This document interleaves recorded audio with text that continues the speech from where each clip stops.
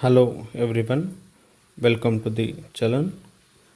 ಇವತ್ತಿನ ಒಂದು ವಿಡಿಯೋದಲ್ಲಿ ಸ್ಟ್ಯಾಟಿಸ್ಟಿಕ್ಸ್ ಅಥವಾ business statistics BCom third semester KUDಗೆ ಸಂಬಂಧಪಟ್ಟಂಗೆ ಹೊಸ ಟಾಪಿಕನ್ನು ನೋಡೋಣ. ರೇಂಜ್ಗೆ ಸಂಬಂಧಪಟ್ಟಂತೆ ಪ್ರಾಬ್ಲಮ್ಗಳನ್ನು ಈ ಒಂದು ವಿಡಿಯೋದಲ್ಲಿ ನಾವು ನೋಡೋಣ. ಡಿಸ್ಕ್ರೇಟ್ ಫ್ರೀಕ್ವೆನ್ಸಿ ಡಿಸ್ಟ್ರಿಬ್ಯೂಷನ್ ಡಿಸ್ಕ್ರೇಟ್ ಫ್ರೀಕ್ವೆನ್ಸಿ ಡಿಸ್ಟ್ರಿಬ್ಯೂಷನ್ ಮೇಲೆ ಯಾವ ರೀತಿ ಪ್ರಾಬ್ಲಮ್ಗಳನ್ನು ಮಾಡಬೇಕು ಅಂತ ನೋಡೋಣ. ಈ ಡಿಸ್ಕ್ರೇಟ್ ಫ್ರೀಕ್ವೆನ್ಸಿ ಡಿಸ್ಟ್ರಿಬ್ಯೂಷನ್ದೊಳಗೆ ಎಕ್ಸ್ ಮತ್ತು ಎಫ್ ಅಂತ ಎರಡು ಕಾಲಮ್ಗಳು ಇರ್ತವೆ.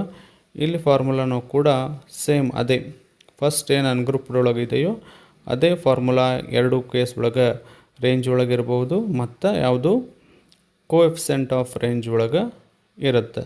ಬಟ್ ಎಲ್ ಏನು ಅಂತಂದ್ರೆ ಲಾರ್ಜೆಸ್ಟ್ ವ್ಯಾಲ್ಯೂ ಎಕ್ಸ್ದು ತೊಗೋಬೇಕು, ಎಸ್ ಅಂದ್ರೆ ಸ್ಮಾಲೆಸ್ಟ್ ವ್ಯಾಲ್ಯೂ ಎಕ್ಸ್ ಒಳಗಿಂದ ತಗೋಬೇಕು.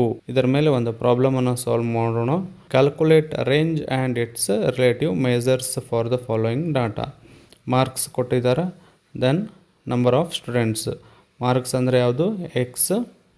ನಂಬರ್ ಆಫ್ ಸ್ಟೂಡೆಂಟ್ಸ್ ಅಂದರೆ ಎಫ್. ಇಲ್ಲಿ ನಿಮ್ಗೆ ಎಲ್ಲ ಯಾವುದು ಅಂತಂದ್ರೆ ಲಾರ್ಜೆಸ್ಟ್ ವ್ಯಾಲ್ಯೂ ಆಫ್ ಎಕ್ಸ್ ಎಷ್ಟಿದೆ ರೀ?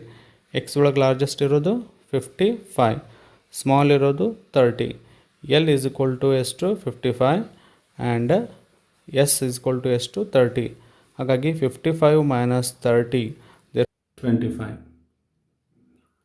Coefficient of range L minus S divided by L plus S.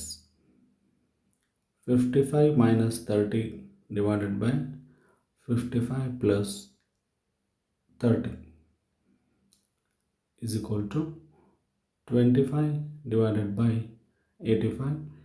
Therefore, coefficient of range is equal to 0.2941. Next ವಿಡಿಯೋದಲ್ಲಿ ಕಂಟಿನ್ಯೂಸ್ ಫ್ರೀಕ್ವೆನ್ಸಿ ಡಿಸ್ಟ್ರಿಬ್ಯೂಷನ್ ಮೇಲೆ ಪ್ರಾಬ್ಲಮನ್ನು ಸಾಲ್ವ್ ಮಾಡೋಣ.